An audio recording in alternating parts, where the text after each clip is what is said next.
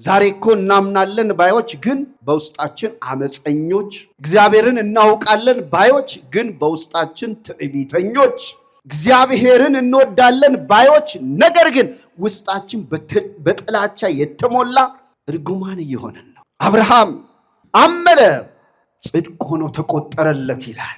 ነገር ግን የማመኑ ጽድቅ በሥራ መገለጥ ስለነበረበት እግዚአብሔር በሥራ ፈተነው።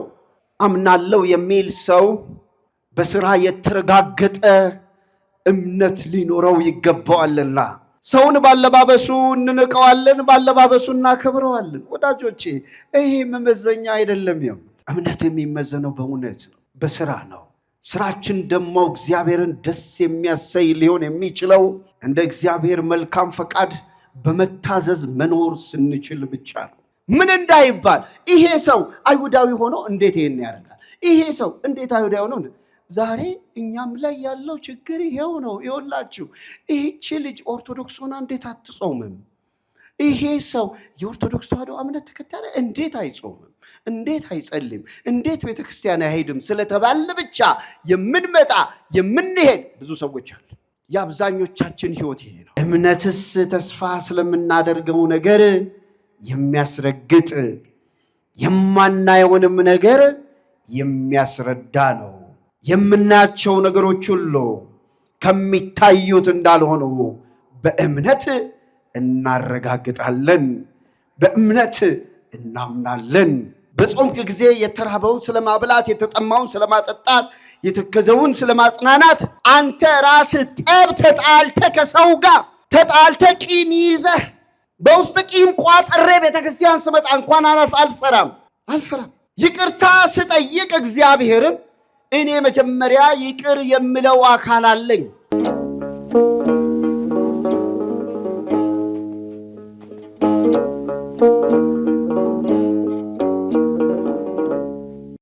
በስመ አብ ወወልድ ወመንፈስ ቅዱስ አሐዱ አምላክ አሜን።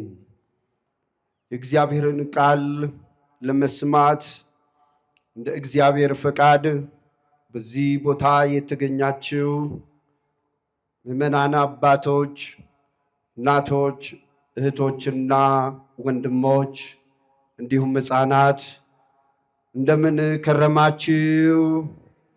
እንደምን አረፈዳችሁ? እንደምን ሰነበታችሁ? እግዚአብሔር አምላካችን ስሙ ከዘላለም እስከ ዘላለም ድረስ የተባረከና የተመሰገነ ይሁን።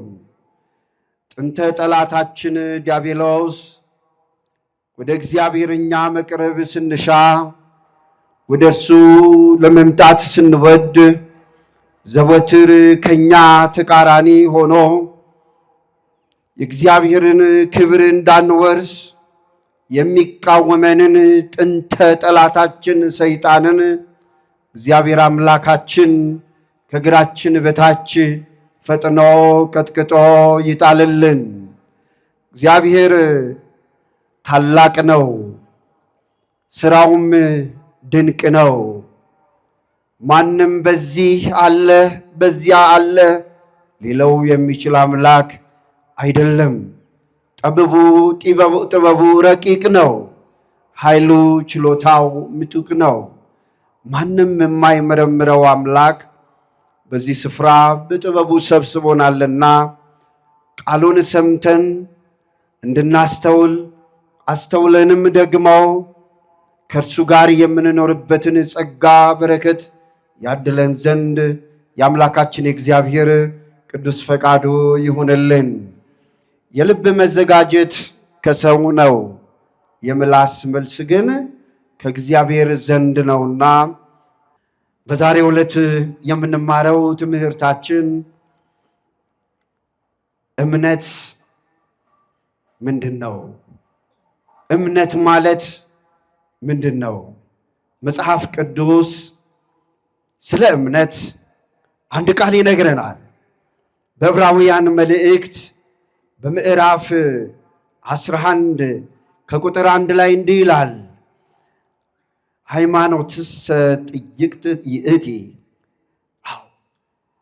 እምነትስ ተስፋ ስለምናደርገው ነገር የሚያስረግጥ የማናየውንም ነገር የሚያስረዳ ነው። የምናያቸው ነገሮች ሁሉ ከሚታዩት እንዳልሆኑ በእምነት እናረጋግጣለን፣ በእምነት እናምናለን። እምነት የማናየውን ነገር የሚያስረዳ ኃይል ያለበት ምስጢር ነው። ማመናችን እውነትም የሆነው በዚህ ነው። ቅዱሳን የተመሰከረላቸው በዚህ ነው። ሰማዕታት የተመሰከረላቸው በዚህ ነው።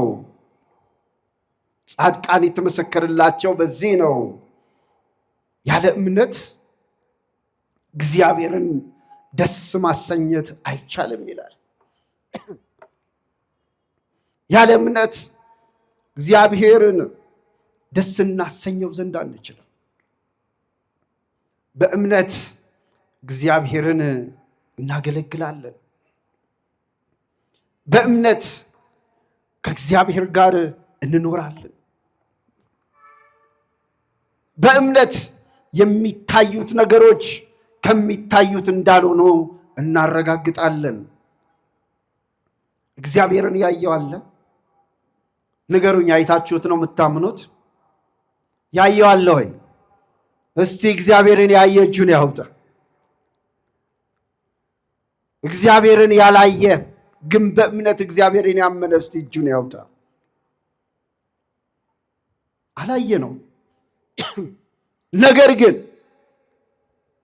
እግዚአብሔርን በእምነት እናምነዋለን። እሱ አምላካችን እንደሆነ እንታመናለን። የሰራው ስራ፣ የፈጠረው ፍጥረት ከሚታዩት እንዳልሆነ እናምናለን። እምኀበ አልቦ ሀበቦ፣ ካለመኖር ወደ መኖር፣ ያልነበረውን ወደ መኖር ነው ያመጣው። ስለ እግዚአብሔር ስናወራ ስለ ፈጣሪ ነው የምናወራው። ስለ እግዚአብሔር ስናወራ ስለ ድንቅ ስራው ነው የምናወራው። ስለ እግዚአብሔር ስንናገር ስለ እውነት ነው የምንናገረው። በእኛ ውስጥ ያለው እምነት፣ በእኛ ውስጥ ያለው እውነት የሚገለጸው በእምነት ነው። እግዚአብሔርን ያለ እምነት ደስ ማሰኘት አይቻልም፣ አይቻልም። ሳያዩ የሚያምኑ ምንድናቸው? ብፁዓን ናቸው። ሳያዩ የሚያምኑ ብፁዓን፣ በእግዚአብሔር ዘንድ የተመሰከረላቸው ሳያዩ ያመኑት፣ እግዚአብሔርን ያወቁት፣ በእምነት ያረጋገጡት ናቸው። አብርሃም አመነ፣ ጽድቅ ሆኖ ተቆጠረለት ይላል። እግዚአብሔርን በማመኑ፣ በስራው በማመኑ፣ በመኖሩ በማመኑ ጽድቅ ሆኖ ተቆጠረለት።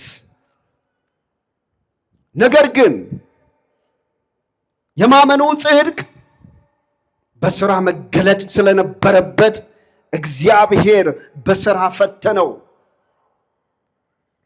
አምናለሁ የሚል ሰው በስራ የተረጋገጠ እምነት ሊኖረው ይገባዋልና እግዚአብሔርም እንዲህ አለው አብርሃምን፣ ልጅህን ሰዋልኝ፣ ወደ እኔ አቅርብልኝ። አንድ የተስፋ ልጅ ነው የሰጠው። ይህን የተስፋ ልጁን ግን ሰዋልኝ አለው። ይሄ ጥያቄ ከባድ ነው።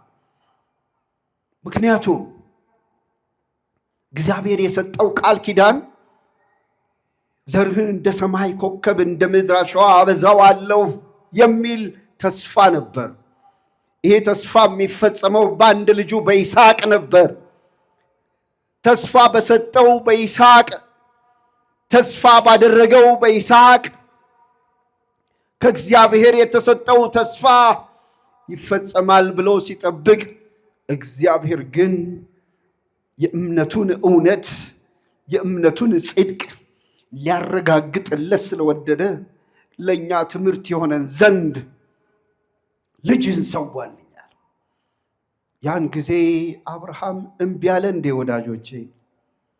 አላረገውም አለ እንዴ? አላረገውም አለ? አላልፈጽምም አለ? አልቀበልህም አለ? እንዴት ልጄን ላንተ አቀርባለሁ አለ? አላለም። ዛሬ በአፋችን እናምናለን እንላለን፣ በአንደበታችን እግዚአብሔርን እናምናለን እንላለን። ነገር ግን የሥራ ጥያቄ ሲመጣ ግን ከጽድቅ ሥራ ውጭ ነን ወዳጆቼ።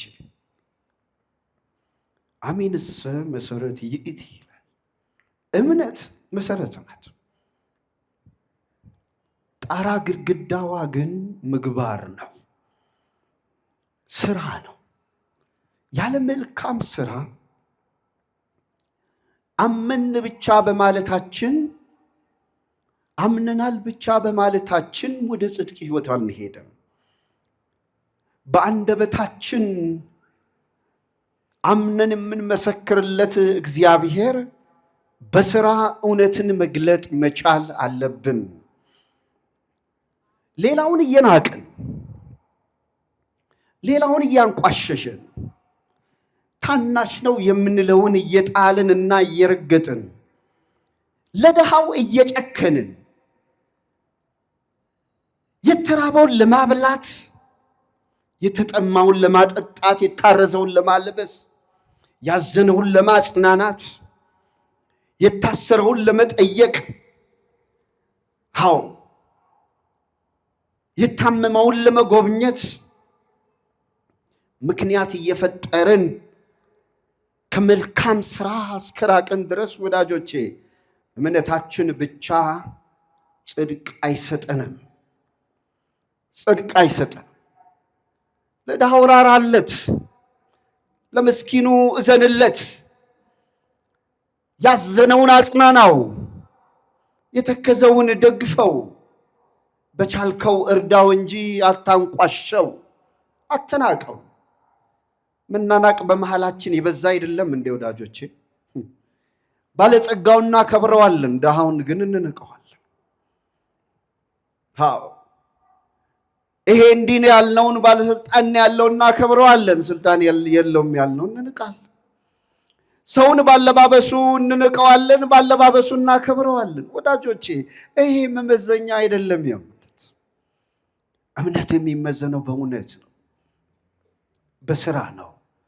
ስራችን ደግሞ እግዚአብሔርን ደስ የሚያሰኝ ሊሆን የሚችለው እንደ እግዚአብሔር መልካም ፈቃድ በመታዘዝ መኖር ስንችል ብቻ ነው። ለዚህ ነው ለብዙዎች የተመሰከረላቸው አለ። በዕብራውያን መልእክት ምዕራፍ 11 ቁጥር 17 ጀምሮ ስታነቡ ለብዙዎች የተመሰከረላቸው በእምነታቸው ስለፈጸሙት ስራ ነው ይላል። እንደውም ይላል ባመኑት ዘንድ ይሄ ዓለም አልተገባቸውምና ይሄን ዓለም ናቁት ይላል። ይሄ ዓለም አልተገባቸውምና በዓለም ያለውን ምቾት፣ በዓለም ያለውን ድሎት፣ በዓለም ያለውን ሁሉ ነገር ንቀው ጥለው ሄዱ። ይሄ ዓለም አልተገባቸውም። ይሄ ዓለም ለነሱ አልሆነም። ሁሉ በእምነት እግዚአብሔርን ደስ አሰኙት። ማመናቸውን ግን የፈጸሙት በስራ ነው፣ በተግባር ነው፣ በመልካምነት ነው፣ በመታዘዝ ነው። ዛሬ እኮ እናምናለን ባዮች ግን በውስጣችን አመፀኞች፣ እግዚአብሔርን እናውቃለን ባዮች ግን በውስጣችን ትዕቢተኞች፣ እግዚአብሔርን እንወዳለን ባዮች ነገር ግን ውስጣችን በጥላቻ የተሞላ እርጉማን እየሆነን ነው። ዛሬ የተጣሉን ለማስታረቅ አልተቸገራችሁ? ልታስታርቁ ተቀምጣችሁ ካህኑን ረግጦ የሚወጣ የለም።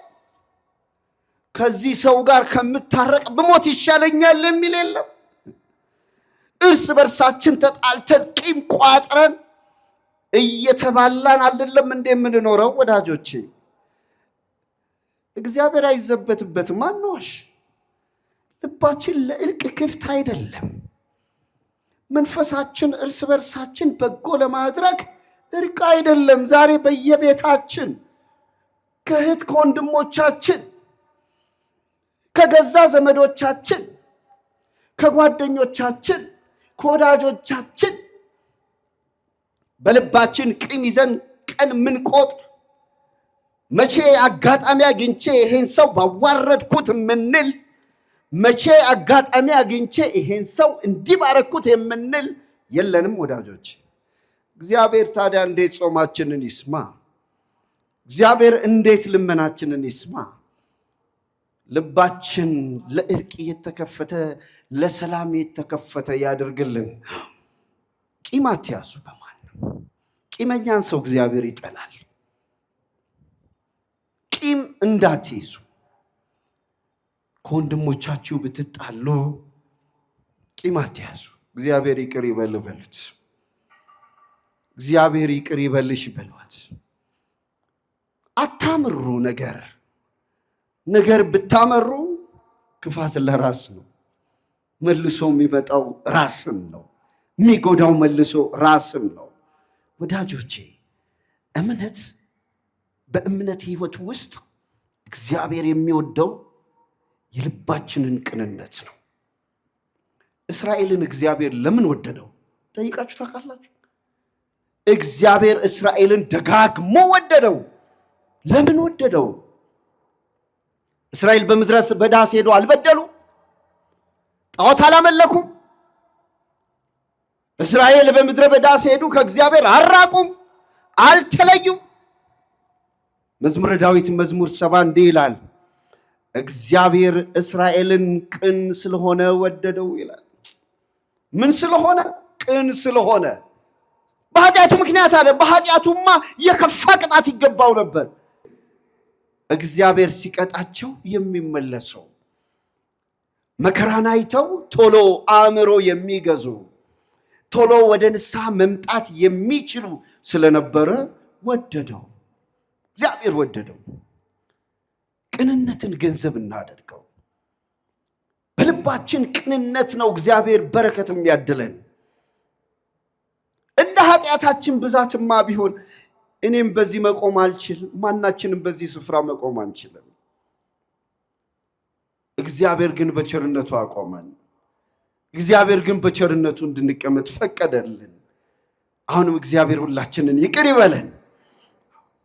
ወዳጆቼ በልባችን ቅንነት ባለ እውነት እግዚአብሔር ጽድቅና በረከት ያደርግልናል፣ ረድኤትን ያደርግልናል። መታዘዝን ውደዱ፣ አመፀኝነትን አትውደዱ። ለእግዚአብሔር ለመታዘዝ ፈቃደኛ ሁኑ። እግዚአብሔር በቤተ ክርስቲያናችን ስርዓት ኦርደር ኦፍ ወርሺፕ ወይም ስርዓት አምልኮ የምንላቸው በጣም ዋና የሆኑ 5 ነገሮች አሉ። የመጀመሪያው ጾም ነው። ከዛ ቀጥሎ ጸሎት ነው። ከዛ ቀጥሎ ስግደት ነው። ከዛ ቀጥሎ አስራት ነው። ከዛ ቀጥሎ ምጽዋት ነው። ወዳጆች እነዚህ በአምልኮ ምስጢር ውስጥ ከምንፈጽማቸው የመጀመሪያዎቹ ማድረግ የሚገባን ነገሮች ናቸው። በእምነት የምንሰራቸው። አንድ ሰው መጾሙን በእምነት ካልጾመው ጾሙ በረከት አይኖረውም። አንድ ሰው መጸለዩን በእምነት ካልጸለየ ጸሎቱ ኃይል አይኖረውም። በእምነት ካልሰገደ ስግደቱ ኃይል አይኖረውም። አያችሁ፣ ሰይጣን ሁል ጊዜ በምናረጋቸው ነገሮች ሁሉ ላይ በጎውን በረከት ከእግዚአብሔር እንዳንቀበል ልባችንና ሐሳባችንን ማጣመም ይወዳል። ጠማማ ልብ ይሰጠናል። በጎን ነገር ወደ ጠማማ ይቀይረዋል። ይኸውላችሁ በእምነት ጾመን በረከት እንዳንቀበል መጾማችንና መቆየታችንን እንድናስብ ያደርገናል። በመቆየታችን ብዙ በረከት እንደምናገኝ ችሎታው የራሳችን እንደሆነ እንዲሰማን እኔ እኮ እስከ 3 ሰዓት ምግብ አልበላም፣ እስከ 7 ሰዓት ምግብ አልበላም እንላለን። ይቅርታ ግን የሰዓት ስህተት ብናገር ችግር ስላለብኝ ነው። እስከ 3 ሰዓት ስል እዚህ ከጧቱ 3 ሰዓት ነው ለካ 3 ሰዓት ስል ከሰዓቱን ማለት ነው ወይም 9 ሰዓት አይደል በዚህ ሀገር አቆጣጠር ብዙ ጊዜ ግራ እየተጋባው ይቅርታ አድርጉልኝ እያንዳንዳችን በቆይታችን ውስጥ ራሳችንን ካሰብነው የኛን ብቃት ወይም የኛን ችሎታ ወይም የኛን የመቆየት አቅም ካሰብነው በእግዚአብሔር ቸርነትና ኃይል እንደተደረገልን ከረሳ ነው ያኔ እንወድቃለን። ሰይጣን እንዲህ ነው የሚጫወትብን። ከጾማችን በረከት እንዳንቀበል፣ ከጸሎታችን በረከት እንዳንቀበል፣ ከስግደታችን በረከት እንዳንቀበል በራሳችን ድካም እንዳደረግነው ወይም እንደፈጸምነው አድርገው እንድንቆጥር ያደርገናል። የእግዚአብሔርን በረከትና ኃይል ጸጋ እንድንዘነጋ ያደርገናል። እሱኑ እያገለገል የሱኑ ሕግ ለመፈጸም እየጣርን ግን ሕጉን መፈጸማችንን ለራሳችን እንወስዳለን። እንዲህ ሆነ። ኢየሱስ ክርስቶስ ሲያስተምር በማቴዎስ ወንጌል በምዕራፍ 17 ቁጥር 19 ላይ እንደምንመለከተው አንድ ሕግ አዋቂ ቀረበና እንዲህ አለው ይላል። ምንድነው ያለው? አባት ሆይ የዘላለምን ሕይወት እንዳገኝ ምን ላድርግ አለው። ምን ላድርግ? ምን ልስራ አለው። አትግደል፣ አትስረቅ፣ አታመንዝር፣ በሐሰት አትመስክር፣ በባልንጀራ ላይ ክፉ አታድርግ ብሎ ነገረው። እነዚህንም አለ ከሕፃንነቴ ጀምሮ ስፈጽማቸው ኖሬአለሁ አለ። ይሄ ሰው ይሄን ያደረገው ሕጉ ቅጣት ስላለው ነው እንጂ በእምነት አልነበረም። ስለዚህ ምን አለው ጌታ? እንግዲያውስ ፍጹም ልትሆን ብትወድ ያለህን ሸጠህ ለድሆች ሰጥተህ ምን በለኝ ተከተለኝ ሲለው ተከተለው። እንደ ወዳጆች ተከተለው? አልተከተለውም፣ ጥሎት ሄደ ይላል። ለምን ጥሎት ሄደ? በውስጡ ሕግን ይፈጽም የነበረው በእምነት አልነበረም። ያረገው የነበረው በእምነት አልነበረም። ምን እንዳይባል ይሄ ሰው አይሁዳዊ ሆኖ እንዴት ይሄን ያደርጋል? ይሄ ሰው እንዴት አይሁዳዊ ሆኖ? ዛሬ እኛም ላይ ያለው ችግር ይሄው ነው። ይኸውላችሁ ይህቺ ልጅ ኦርቶዶክስ ሆና እንዴት አትጾምም? ይሄ ሰው የኦርቶዶክስ ተዋሕዶ እምነት ተከታይ እንዴት አይጾምም? እንዴት አይጸልም? እንዴት ቤተክርስቲያን አይሄድም? ስለተባለ ብቻ የምንመጣ የምንሄድ ብዙ ሰዎች አሉ። የአብዛኞቻችን ህይወት ይሄ ነው። ስለተባለ ብቻ ኦርቶዶክስ ናቸውና መጾም አለባቸው ስለተባለ ብቻ ለምን እንደምጾም አላቀው፣ ለምን በዚህ ውስጥ በእምነት እንዳለው አላቀው፣ ግን ጾም ነው ብዬ ዝም ብዬ ጾማለሁ። ጾም ስለሆነ ኦርቶዶክስ ስለሆንኩ። ግን በዚህ ውስጥ የሚታዘዘውን ትእዛዝ ግን በእምነት ለመፈጸም እቸገራለሁ። በጾም ጊዜ የተራበውን ስለማብላት፣ የተጠማውን ስለማጠጣት፣ የተከዘውን ስለማጽናናት አንተ ራስህ ጠብ ተጣልተህ ከሰው ጋር ተጣልተህ ቂም ይዘህ በውስጥ ቂም ቋጥሬ ቤተክርስቲያን ስመጣ እንኳን አልፈራም።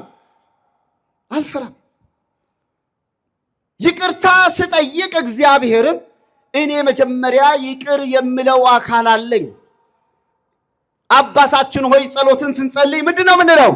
አቤቱ በደላችንን ምን በለን ንገሩኝ። ጮክ ብላችሁ በሉኝ። እሺ፣ ከዛ አስቀጥሎ ምን ይላል? እኛም የበደሉንን ይቅር እንደምንል ስለዚህ ከእግዚአብሔር ይቅርታ ለመጠየቅ እንኳን አባታችን ሆይ ጸሎትን ስጸልይ አስቀድሜ የበደሉኝን ምን ማለት አለብኝ? ይቅር ማለት አለብኝ። እንዲህ ይላል መጽሐፍ ማቴዎስ ወንጌል ምዕራፍ 5 ቁጥር 17 ጀምረን ስናነብ በተለይ ቁጥር 23 ላይ እንዲህ ብሎ ይናገራል። ምን ይላል? እነሆ ወደ እግዚአብሔር ቤት ስትመጣ በወንድም ላይ በደል ወይም ጭንቅ ቢኖርብህ፣ ያሳዘንከው ሰው ቢኖርህ፣ እነሆ ያስከውን መባህን ጥለህ መጀመሪያ ሂድና ከወንድምህ ጋር ምን በል ታረቅ። ከወንድምህ ጋር ታረቅ። በእኛ ዕጣንና ጧፍ በእኛ የስጦታ ብር እግዚአብሔር የሚደለል አይደለም። ወዳጆች እግዚአብሔር ከሁሉ በፊት በእምነት እርቅን ይፈልጋል። ጠብን ከልባችን እንድናስወግድ ይፈልጋል። አሁን ሁላችሁ በልባችሁ ልትወስኑት የሚገባው ነገር በተለያየ ምክንያት የተቀየማችሁትን ሰው፣ አሳዝኖኛል ያላችሁትን ሰው በፍጹም ይቅርታ ከልባችሁ ይቅር በሉ። ያለዚያ ጾማችን ከንቱ ነው። ያለዚያ ጸሎታችን ከንቱ ነው። ያለዚያ ልመናችን ከንቱ ነው። ለእግዚአብሔር መታመን አለብን። በእምነት ነው እንዲህ ያስደሰቱት። ወዳጆቼ እግዚአብሔር የሚዘበትበት ወይም የሚሸነገል አምላክ አይደለም። በድንኳን ውስጥ የሚኖር ማን ነው ይላል መጽሐፍ።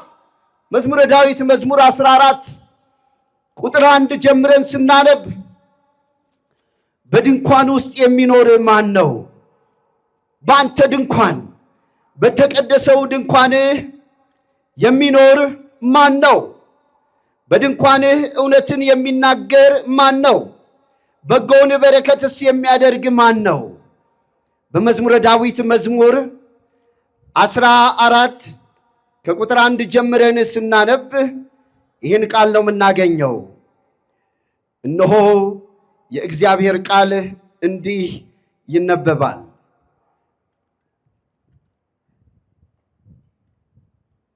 አቤቱ በድንኳን ውስጥ ማን ያድራል? አቤቱ በድንኳን ውስጥ ማን ያድራል?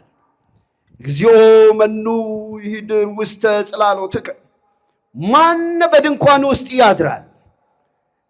በተቀደሰውስ ተራራ ማን ይኖራል? ይሄ ሊኖር የሚችለው ማን ነው አለ? በቅንነት የሚሄድ። አንዳንዱ መዝሙረ ዳዊት መዝሙር 14 ላይ፣ አንዳንዱ ላይ ደግሞ መዝሙር 15 ላይ በቅንነት የሚሄድ ማን ነው? በቅንነት የሚሄድ ጽድቅንም የሚያደርግ በልቡም እውነትን የሚናገር ባንደበቱ የማይሸነግል አፉ በሽንገላ ሌሎችን አጣሎ የራሱን ክብር ለመውሰድ የሚፈልግ እርስ በርሳችን ስንሸነጋገል እንዳንወል ነው። እርስ በርሳችን ከሽንገላ ሕይወት እንድንወጣ ነው። ሽንገላ ማለት እውነትን ትተን ነገር ግን ማስመሰልን ገንዘብ ስናተርድ ነው። ማስመሰልን በማስመሰል ስንናገር ነው። በማስመሰል ስንገልጽ ነው። ሽንገላ ይለዋል። ባንደበቱ የማይሸነግል በባልንጀራው ላይ ክፋትን የማያደርግ ዘመዶቹን የማይሰድብ ኃጢአተኛ በፊቱ የተናቀ እግዚአብሔርን የሚፈሩትን የሚያከብር እግዚአብሔርን የሚፈሩትን ምን የሚል የሚያከብር ለባልንጀራው የሚምል የማይከዳም። ዛሬ መሐላ ምሎ ማን ነው የሚያከብረው? ዞር ሲል መካካድ የበዛበት ዘመን አይደል? እንደ ያለ ነው። ይቅር ይበለን። ዞር ስንል ምንካካድ አልሆንም እንዴ? ዓለም እኮ ይሄ ነው። በቃ መካካድ የበዛበት አይደለም። ድሮ የተናገሩት ከሚጠፋ ንገሩኝ የወለዱት ይጥፋ ይባል ነበር አይደለም? ምን ያህል ለቃላቸው ታማኝ እንደነበሩ፣ ምን ያህል ለአንደበታቸው ታማኝ እንደነበሩ የሚገልጽ ነው አባቶቻችን። ዛሬ ግን እዚህ ጋር የማልነውን እዚህ ጋር እንክዳለን። እዚህ ጋር ቃል የገባነውን እዚህ ጋር እንክደዋለን። እዚህ ጋር የተማመንበትን እዚህ ጋር እንወሻሻለን። ምክንያቱስ ፍጹም በሆነ ራስን መውደድ የግል ጥቅመኝነት ውስጥ ስለገባን ወይም ሰልፊሽነስ የሚሉት ራስ ወዳድነት፣ በጣም ከሚገባው በላይ ራስ ወዳድነት፣ ገንዘብ ወዳድነት ከሚገባው በላይ በዝቶ እያየን ነው። እግዚአብሔር ይቅር ይበለን። እግዚአብሔር ይሰውረን።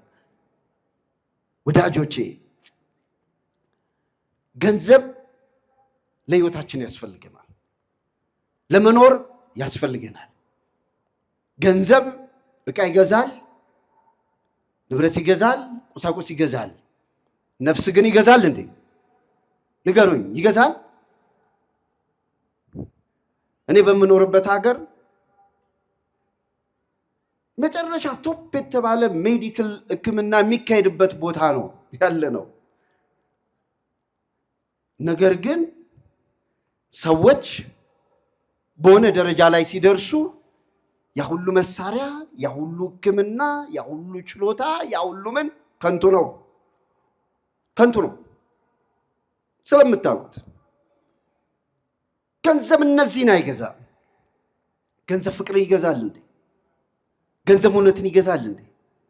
በገንዘብ ግን ሐሰት ይገዛል፣ ውሸት ይገዛል፣ ጠላት ይገዛል። በገንዘብ ብዙ ሌላ ጥፋቶች ይደረጋሉ። የእግዚአብሔር የጽድቅ ሥራ ግን በገንዘባችን እውነትን በማድረግ ብቻ የምንፈጽማቸው እንጂ ገንዘብ ይሄንን የሚገዛ አይደለም። ለዚህ እውነት የሚገባውን እንድናደርግ ዛሬ ገንዘብን ከመውደድ የተነሳ ሰዎች እርስ በርሳችን ጠላቶች ሆነን እንኖራለን። ራስ ወዳድነታችን ፍጹም በርትቶብን፣ ራስ ወዳድነታችን ፍጹም ገዝፎብን የእግዚአብሔርን ጽድቅ ከማድረግ ይልቅ እውነቱን እየረሳን በእግዚአብሔር ፊት በማስመሰል እንቆማለን። ይቅር ይበለን፣ ይቅር ይበለን፣ በእውነት ይቅር ይበለን አምላካችን። እንደኛ ኃጢአት ሳይሆን እንደሱ ቸርነት ምሕረቱን ያብዛልን። ለዚህ ነው ማን ነው በድንኳንህ የሚኖረው ያለው? ማን ነው በአንተ ድንኳን ውስጥ ሊኖር የሚችለው?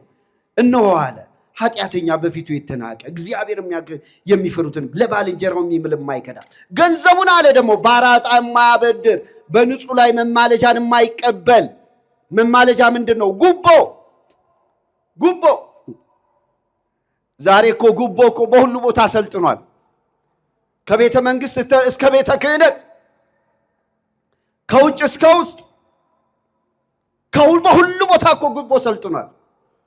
ስራ ለማግኘት ጉቦ፣ ሹመት ለማግኘት ጉቦ፣ የሆነ ነገር ለማድረግ ጉቦ፣ እጅ መንሻ። ዛሬ ብዙ ሴቶች ህይወት በዚህ አልተበላሸም ወይ? ዛሬ ብዙ እህቶቻችን ህይወት በዚህ አልወደቀም ወይ? ወዳጆች ያስተውሉ። በብዙ መንገድ ላይ ወድቀናል። ክብራችን ተዋርዷል። ጽድቃችን ተጥሏል። ሞራላችን ደቋል። እግዚአብሔር ግን ወደ ክብሩ ይመልሰን፣ ወደ ክብሩ ይመልሰን። መዋረድ በእኛ ዘንድ በዝቷል። ምናቅ በእኛ ዘንድ በዝቷል። ስለምን ብላችሁ አስቡ። እግዚአብሔርን ትተን ከእግዚአብሔር ውጭ ያሉትን ነገሮች ወደድን፣ እነሱን አፈቀርን፣ ተከተልንም። የእግዚአብሔርን ሐሳብ መከተል ትተን የሰውን ሐሳብ መከተል ጀመርን። የሰውን ምኞት መከተል ጀመርን። ምኞት ጸንሳ ኃጢአትን፣ ኃጢአትን ሞትን ታመጣለች ይላልና የዛ ጥፋት ውጤት ሰለባዎች ሆን። ግን እነዚህን ሁሉ በእምነት ታሸንፋላችሁ ይላል። ታሸንፋላችሁ። በእምነት የምናሸንፍበትን ጸጋ እግዚአብሔር በልባችን ያኖርልናል። በሱ ያለ መታመን ኃይልን ይሰጠናል። በሱ ያለ መታመን ጽድቅን ይሰጠናል። ክፉን እንድናሸንፍ ያደርገናል። ረሃብን፣ ጥምን፣ ጉስቁልናን ድል እንድናረገው እንድናሸንፍ ያደርገናል። በእምነት ሆነን ከሰራን ሁሉን እናሸንፈዋለን። ወዳጆቼ አትደንግጡ። አዎ በሀገራችን ኑሮ ተወዷል። የሚያስጨንቁ ነገሮች አይተናል። የገንዘባችን ኃይል፣ የኢኮኖሚያችን ኃይል ተዳክሟል። ብዙ ነገሮች ድቀት ውስጥ ከተውናል። ምናያቸው ሁሉ ነገሮች ነገ የሚቀየሩ ይሆናሉ። ነገር ግን በእምነት ከቆምን ሁሉን እናሸንፋለን። በምን ከቆምን ንገሩኝ። በጉልበት ከቆምን ነው እንደምናሸንፈው? በጥበብ ከቆምን ነው እንደምናሸንፈው? በእምነት ከእግዚአብሔር ጋር ከቆምን ኃይልን፣ ብርታትን እናገኛለን። ስለዚህም አለ እንዲህ የሚያደርግ አለ ለዘላለም አይታወክም አለ። እንዲህ የሚያደርግ በእምነት በዚህ መልኩ የሚቆም በእግዚአብሔር ድንኳን ውስጥ በእውነት ለመቆም የሚወድ ድንኳን የተባለች ቤተክርስቲያን ነች። ድንኳን የተባለ እግዚአብሔር ቤት ድንኳን የተባልን እኛ ነን። የእያንዳንዳችን ሕይወት ቤተ መቅደስ ነው። የእያንዳንዳችን ልብ የእግዚአብሔር ቤተ መቅደስ ነው። የእያንዳንዳችን ህብረት የእግዚአብሔር ቤተ መቅደስ ነው። ይህች ቤተ ክርስቲያን የእግዚአብሔር ቤተ መቅደስ ናት። የእግዚአብሔር ድንኳን ናት። እነሆ በዚህ ድንኳን ውስጥ የሚኖር ማን ነው? በሱ ድንኳን ውስጥ እንድንኖር በእውነት በጽድቅ እንድንኖር እግዚአብሔር ይርዳን። በእኛ ችሎታ አይደለም፣ በሱ ፈቃድ። በእኛ አቅም የምናደርገው ነገር የለም። በማን አቅም? በእግዚአብሔር ቸርነትና ኃይል። ቸር ሆይ አንተ በእኛ ውስጥ ሁሉን ነገር አድርግልን ብላችሁ ለምኑት። ቸር ሆይ ሁሉን ለእኛ የምታደርግ አንተ ነህና አቤቱ እንደ ቸርነት መጠን ማረኝ ብላችሁ ለምኑት። እግዚአብሔር ሁሉን ያደርጋል። እግዚአብሔር ኃይል ነው። እግዚአብሔር ድንቅ ነው። እግዚአብሔር ጽድቅ ነው። እግዚአብሔር እውነት ነው። በሱ የሚኖሩ ሁሉ ለዘላለም አይታወቁም። ረሃብ አያስደነግጣቸውም። ጥም አያስደነግጣቸውም። ገንዘብ ማጣት አያስደነግጣቸውም። ድህነት አያስደነግጣቸውም። ሀብትም አያኮራቸውም።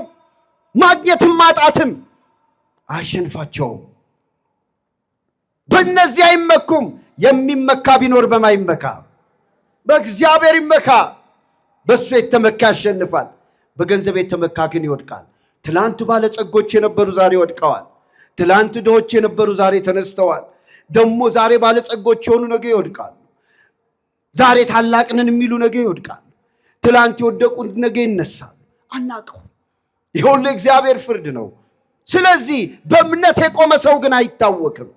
ከማጋ የቆመ በእምነት ከእግዚአብሔር ጋር የቆመ በእምነት ግን አይታወቅም። ስለዚህም አለ ለዘላለም እንዳትልታወቅ እግዚአብሔር ሁልጊዜ ከኔ ጋር ነው። ስለዚህም አለ ደግሞ በዕብራውያን መልእክት ምዕራፍ 13 ላይ እችን ቃል ተናግሬ ጨርሳለሁኝ። ምን ይላል? እነሆ አልፈራም፣ እግዚአብሔር ከኔ ጋር ነው፣ ማን ያስፈራኛል? ማን ያስደነግጠኛል? ይላል የእግዚአብሔር ቃል። ጌታ ይረዳኛልና። ጌታ ምን አለ? እነሆ አለ አካሄዳችሁ ገንዘብን ያለ መውደድ ይሁን። ምክንያቱም የእምነትን መንፈስ የሚሰብረው የመጀመሪያው ገንዘብን መውደድ ስለሆነ ነው ወዳጆቼ። ገንዘብን መውደድ ማለት ገንዘብን ካላስፈላጊው ነገር ውጭ ማሰብ መቻል ማለት ነው። ምን ማለት ነው ይሄ? ገንዘብን እንድንጠቀምበት ሲሰጠን፣ ገንዘብ ግን በእኛ ላይ ሲጠቀም ማለት ነው። ገንዘብን እንድንገለገልበት የሰጠን አምላክ ገንዘብ ግን በእኛ ላይ ሲገለገልብን ማለት ነው። ገንዘብ ከሰው በላይ ሲሆን፣ ገንዘብ ከራሳችንም በላይ ሲሆን፣ ገንዘብ ከማንነታችን በላይ ሲሆን፣ ገንዘብ ከክብራችን በላይ ሲሆን፣ ገንዘብ ከአምልኮታችን በላይ ሲሆን፣ ገንዘብ ከወንድሞቻችን በላይ ሲሆንብን ያን ጊዜ ገንዘብ መውደድ ይባላል።